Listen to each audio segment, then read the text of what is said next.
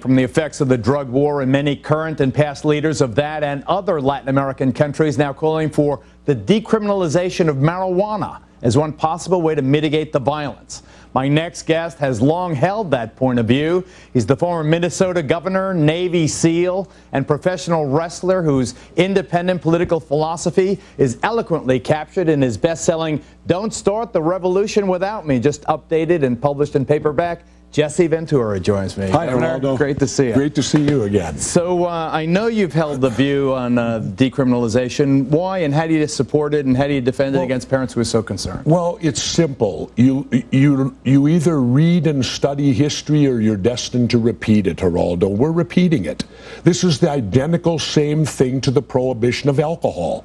The minute alcohol was prohibited, that's what created all these border towns like Tijuana, Nuevo Laredo, and all these towns, Nogales, where they're having all the trouble, because all the U.S. people that wanted to drink in those days ran across the border and drank in Mexico. Well, that brought the prostitution. It brought the other behavioral problems down there.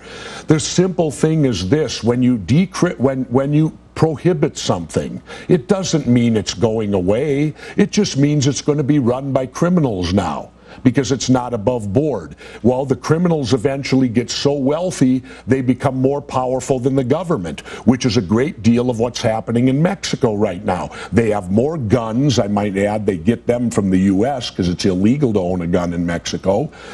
They got the guns, they got the power, they got the money. By decriminalizing, they're out of business. They have to find something new. It's not rocket scientists, Geraldo. It just takes politicians with some courage. Politicians who aren't afraid of, who aren't worried about jeopardizing their reelection and simply do what's right. Decriminalization is the way out of this. And for parents who are worried about it, parent. And that'll be the answer to the problem. I'll put it this way. Are people getting shot over alcohol and tobacco? Not anymore. And yet both of those drugs are worse than marijuana.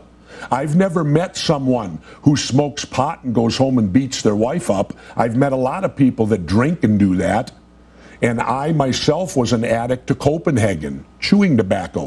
One of the most difficult things I ever quit in my life. Well, marijuana's not addictive. Not physically, it can be psychologically, but it is not a physical addiction like nicotine. And we allow those two drugs. Why wouldn't we allow marijuana? And then if you take it to the medicinal end, we allow doctors to give us morphine, but they can't give us pot. What's wrong with this picture? In a brief minute I have left, I have to ask you about what you think of the president speaking at Notre Dame today. You know, there were some answers